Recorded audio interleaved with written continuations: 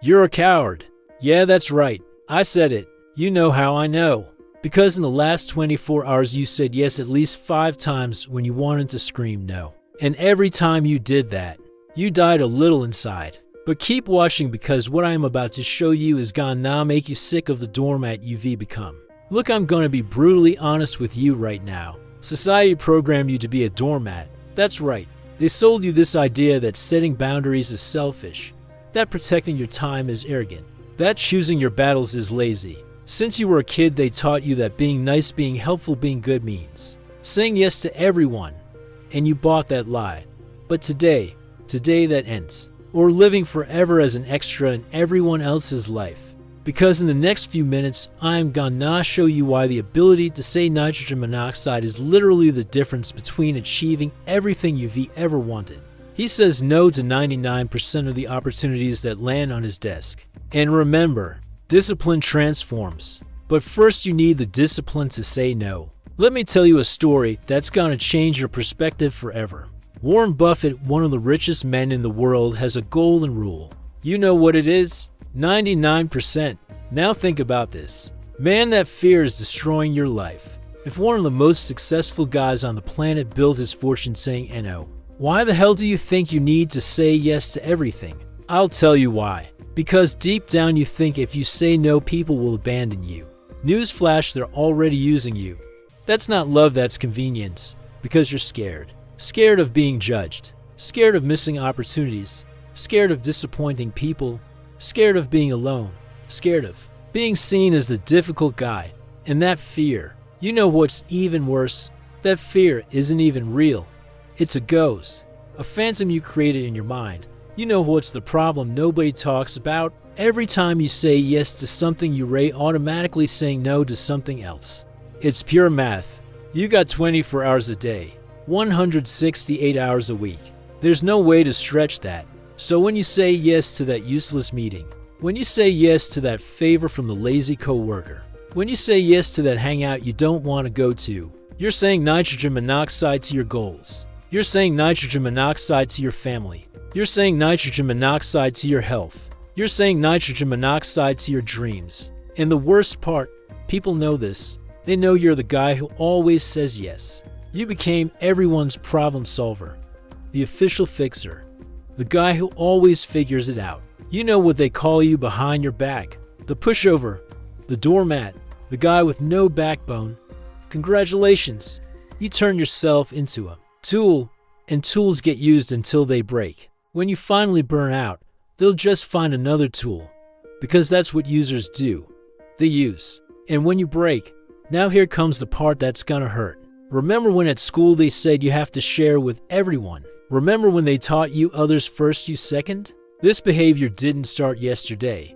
It started way back when you were a kid. Remember when your mom said share your toy with your friend? Your happiness comes after everyone else's. All of that created a program in your mind. A program that says, but you got the hands and use them both to carry everyone else's baggage, slowing you down, making you weak, making you a slave to everyone else's agenda. Your needs don't matter. Your boundaries are selfish. And this programming, it's been running in the background for years, like a virus in your operating system. And look where that got you, carrying the world on your shoulders. While your own projects collect dust, you look in the mirror and barely recognize the person staring back, because that person, that's not you. That's the version of you that everyone else created. You're exhausted, frustrated, full of responsibilities that aren't yours. You wake up tired. You go to bed disappointed. The Stoics knew this 2,000 years ago. Marcus Aurelius wrote how much trouble you avoid if you stop meddling in what is not your business. Epictetus said it even better: we have 2 ears and 1 mouth so that we can listen twice as much as we speak. But you don't stop, do you? Because you're afraid of what they'll think. Now I'm going to tell you something that's going to blow your mind. People respect those who know how to say no. I know it sounds counterintuitive, but it's the pure truth. Think about anyone you really admire. Any leader, entrepreneur, successful athlete. They all have one thing in common: they protect their time like it's gold. Michael Jordan didn't take pictures with everyone who asked. He was practicing. Steve Jobs was famous for saying no to 1,000 things. That's how he created the iPhone. Cristiano Ronaldo doesn't go to every party he's invited to. He's in bed by 10 p.m. You know why? Every yes you give is like opening another app. Eventually you've got 50 apps running. In the background, your battery drains, your performance slows, you crash. Because they understood something you haven't understood yet: your time and energy are finite. And precious resources, they close the apps, they preserve their battery. They run at peak performance. And when you give these resources to everyone, you have nothing left for anyone. Not even yourself. Think about it like this. You're a smartphone. But successful people? I'm gonna teach you something psychologists know but don't tell you. When you always say yes, you're communicating to the world and to your own brain that you have no value. And the cycle repeats until you burn out. I'm serious. Your subconscious interprets it like this: if I can give my time to anyone anytime for any reason, it's because my time is worth nothing. And then the vicious cycle starts. When your yes is rare, it becomes powerful. The more you try to please everyone, the less they respect you. You say yes to everything. People start devaluing you. You feel devalued. To feel valued, you say yes even more. Every time you say yes to a 2-hour task that adds nothing to your life, you're losing $100. It's like being in quicksand. The more you struggle, the deeper you sink. But when you start saying no, something magical happens. Thinking twice before asking you for any BS. 2 hours working on that business idea you've been sitting on. 2 hours with your kids who are growing up while you're busy being everyone's hero. People start seeing you differently. They realize your time has value, that you have priorities, that you have direction in life. And you know what's crazier? They start respecting you more, valuing it more when you say yes on stuff that didn't even matter. It's like economics 101. When something is scarce, it becomes valuable. Now let's talk numbers. Let's say you make $50 an hour at your job. Oh, but I wasn't working those hours. Wrong.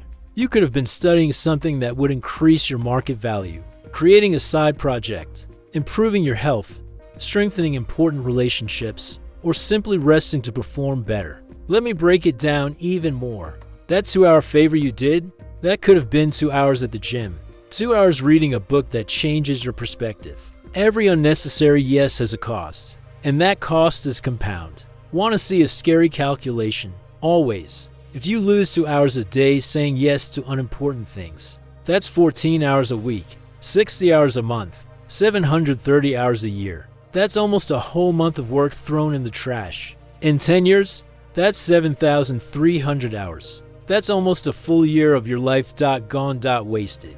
Imagine what you could build with 7,300 hours. You could master a new skill, start a business, write a book, transform your body, change your entire life. But instead, you're helping Karen from accounting move for the 3rd time this year. But if I start saying no, I'll lose my friends. Great. Lose them. I know that sounds harsh, but listen. If someone's only in your life because you always say yes, that person isn't your friend. They're an emotional leech. Real friends respect your boundaries. Real friends understand your priorities. Real friends support your growth. Real friends don't get mad when you can't help them move. They get it. They respect it. They probably wish they could say no too. And you know what else? When you start saying no to the wrong things, you create space to say yes to the right people. You stop being the convenient friend and become the valued friend, quality over quantity. Now let's get to what matters: how to say no without being a jerk. Because yes, there's a right way and a wrong way.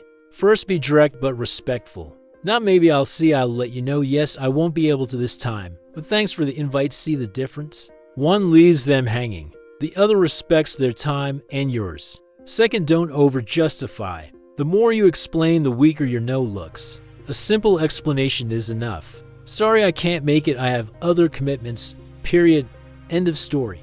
No need for a 10-minute explanation about your cat's dental appointment. Third, offer an alternative when it makes sense. I can't help you with this now, but I can recommend someone. But be careful. Don't become the middleman for everyone's problems. Fourth, stick to your decision. If you said no, it's nitrogen monoxide.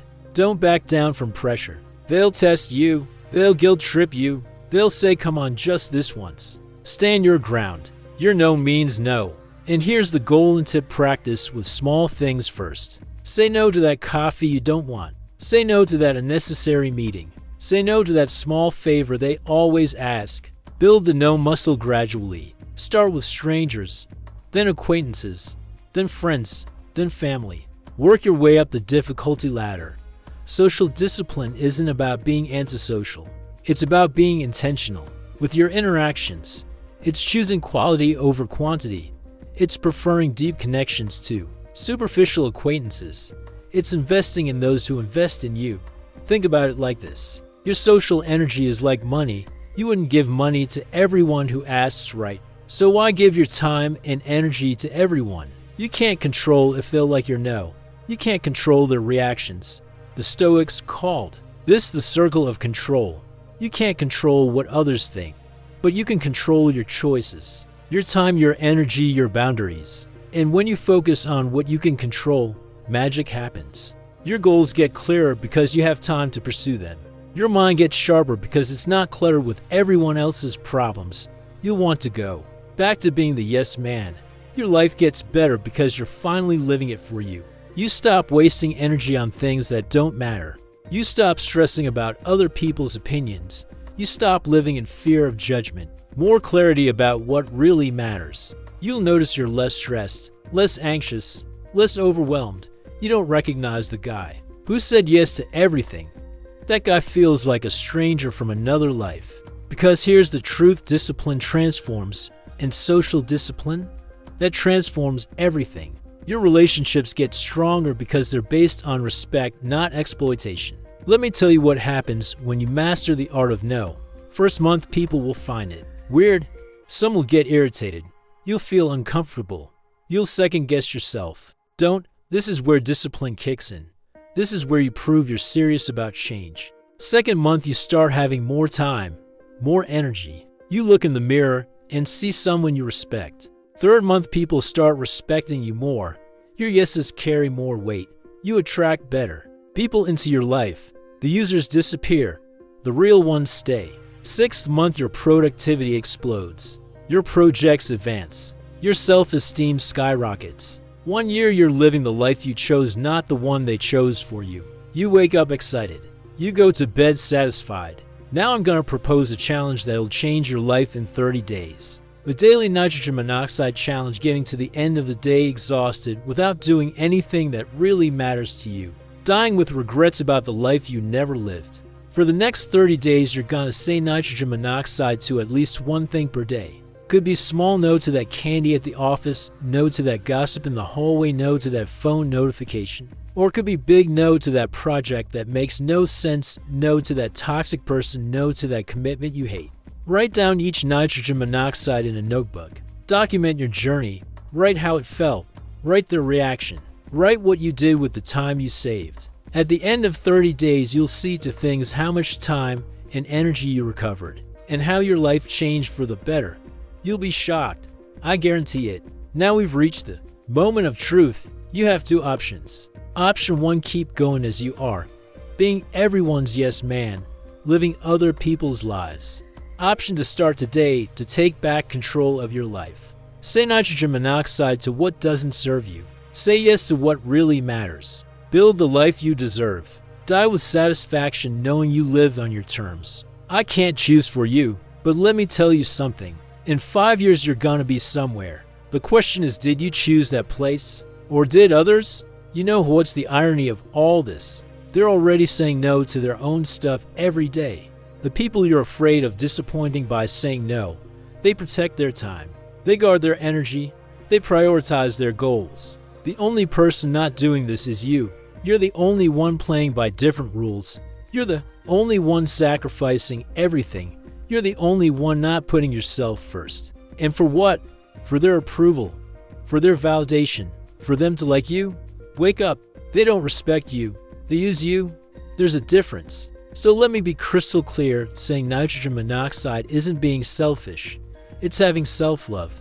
Saying nitrogen monoxide isn't being difficult. It's having focus. Saying nitrogen monoxide isn't losing opportunities. It's creating space for the right opportunities. Social discipline starts with a 3-letter word, nitrogen monoxide. and ends with a life worth living. The choice is yours. Always has been. But now you know what to do. Start today. Start now. Start with the next request that comes. Don't wait for Monday. Don't wait for New Year. Don't wait for the right time.